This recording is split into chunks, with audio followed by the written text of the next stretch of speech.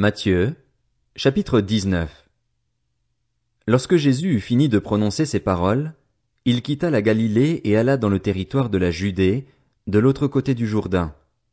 De grandes foules le suivirent, et là il guérit les malades. Les pharisiens l'abordèrent et, pour lui tendre un piège, ils lui dirent: Est-il permis à un homme de divorcer de sa femme pour n'importe quel motif? Il répondit: N'avez-vous pas lu que le Créateur, au commencement, a fait l'homme et la femme et qu'il a dit: C'est pourquoi l'homme quittera son père et sa mère et s'attachera à sa femme, et les deux ne feront qu'un. Ainsi, ils ne sont plus deux mais ne font qu'un. Que l'homme ne sépare donc pas ce que Dieu a uni. Pourquoi donc, lui dirent-ils, Moïse a-t-il prescrit de donner une lettre de divorce à la femme lorsqu'on la renvoie? Il leur répondit: C'est à cause de la dureté de votre cœur que Moïse vous a permis de divorcer de vos femmes. Au commencement, ce n'était pas le cas. Mais je vous le dis, celui qui renvoie sa femme, sauf pour cause d'infidélité, et qui en épouse une autre commet un adultère. Et celui qui épouse une femme divorcée commet un adultère.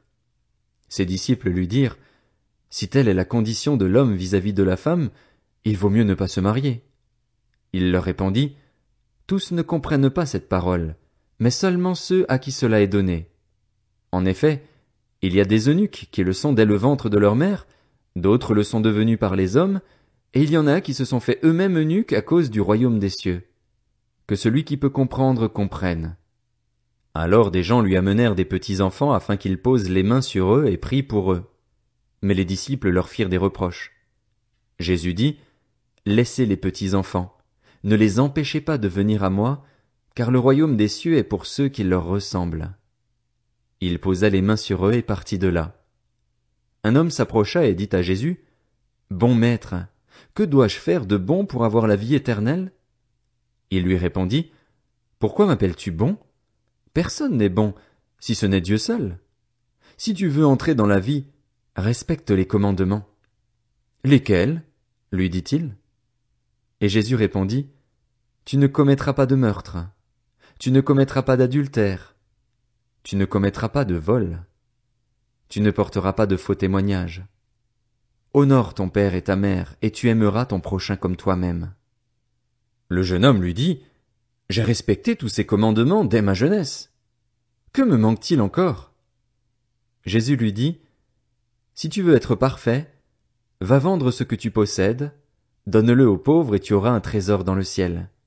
Puis viens et suis-moi. Lorsqu'il entendit cette parole, le jeune homme s'en alla tout triste, car il avait de grands biens. Jésus dit à ses disciples: Je vous le dis en vérité, il est difficile à un riche d'entrer dans le royaume des cieux.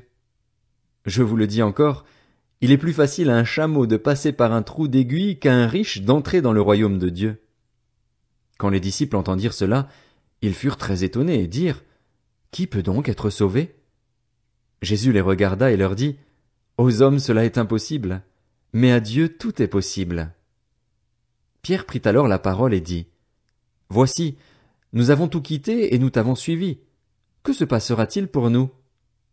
Jésus leur répondit: Je vous le dis en vérité, quand le Fils de l'homme, au renouvellement de toutes choses, sera assis sur son trône de gloire, vous qui m'avez suivi, vous serez de même assis sur 12 trônes et vous jugerez les 12 tribus d'Israël. Et toute personne qui aura quitté à cause de moi ses maisons ou ses frères, ses sœurs, son père, sa mère, sa femme, ses enfants ou ses terres, recevra le centuple et héritera de la vie éternelle. Bien des premiers seront les derniers et bien des derniers seront les premiers.